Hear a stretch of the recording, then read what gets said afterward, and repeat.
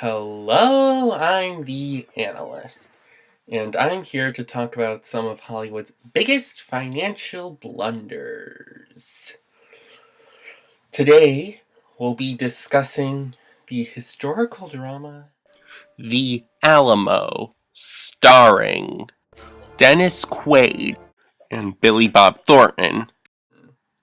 Originally, this telling of the iconic tale was supposed to be directed by Ron Howard,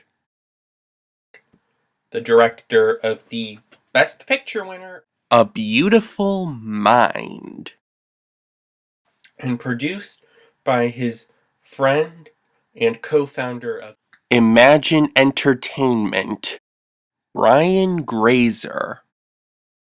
However, the studio that was making the Alamo, Buena Vista, who you may also know as Disney, wasn't willing to go along with their original plan, which would also have starred A Beautiful Mind's lead actor Russell Crowe, primarily because of how expensive it would have gotten, i.e. around a $200 million production budget, which was rare at the time.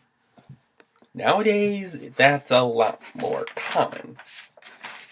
Ultimately, while Ron Howard wouldn't direct, Imagine Entertainment did remain to produce, and directing duties went to John Lee Hancock, director of The Rookie, which was a solid hit in 2002, making $80.7 million worldwide on a $22 million budget.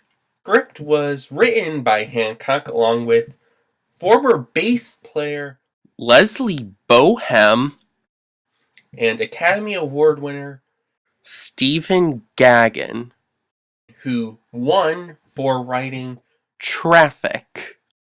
The film stars Dennis Quaid as General Sam Houston, leader of the Texans, Billy Bob Thornton as folk hero Davy Crockett, Jason Patric as Jim Bowie, Patrick Wilson as Colonel William Travis, leader of the forces at the Alamo, and Hordy Mala as Tejano once again. Once again. Yeah, punny name. The film is mostly accurate to the real life, with a couple of liberties dealt, mainly the size of Bowie's knife. No, not his manhood, his knife. As well as what happened for Davy Crockett's death. Compared to the other takes on the Alamo, it's more accurate than John Wayne's depiction from 1960, though it's not quite as accurate as the IMAX film Alamo Price of Freedom.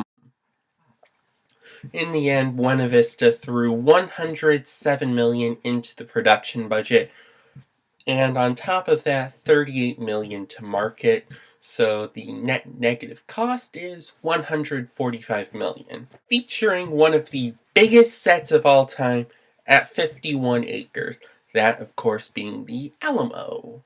Originally, this was supposed to debut in December 2003, which would have made it potential Oscar bait, but it would have had to go up against The Lord of the Rings: Return of the King.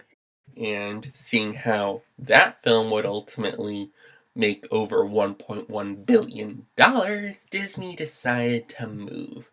Citing post-production delays, they pushed it to Easter 2004, where it would open against The Whole 10 Yards, Johnson Family Vacation, The Girl Next Door, and Ella Enchanted. Going into the weekend, reviews were mixed to negative at 29% on Rotten Tomatoes, signifying it was rotten. That basically proved it wasn't going to be Oscar bait. Not a chance. That was the sign it probably wasn't going to do so well. And it was finally the moment of truth. When opening weekend was through, it came in 4th place with $9.1 million. The second best among the new openers behind Johnson Family Vacation, though it did lag behind Hellboy's second weekend and the 7th weekend of The Passion of the Christ, which took first place, and actually reclaimed it after spending 3 weeks outside the top spot. Things did not go any better for the Alamo. In its second weekend, it fell to 9th place, off 55%. And then its third weekend was off another 51%, after losing 570 of its theaters. Its dismal run ended after 15 weeks of play on July 22nd with $22.4 million. Overseas, as this was a film based on a major American event, it didn't do all that well. It ultimately pulled in $3.4 million outside of the United States, with Mexico faring the best at just $1.5 million. Which is sort of strange considering how Mexico was the bad guy in the Alamo. Though it does have Mexicans as good guys. Long story short, Alamo made a terrible $25.8 million worldwide. After the theaters take their cut of the gross, Buena Vista would see back just $13.4 million. That's about a third of the ad spend covered. Everything else would be lost, including the entire budget. Why? Why did this bomb? Well, other than The Passion of the Christ on its opening, plus a slurry of R-rated action pics, though then again, it was rated PG-13, so it should have had a wider appeal. The ads just weren't effective enough in getting people to watch the retelling of one of the most well-known historical events in American history. One that pretty much every American should know. With this being from the same studio that brought us Pearl Harbor. Hell, they even say it on the DVD.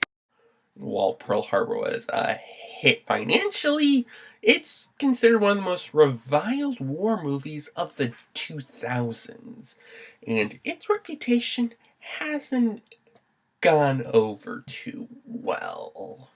And none of the stars were really bankable. I mean, Dennis Quaid, Billy Bob Thornton, you've heard of them, but they're not leads.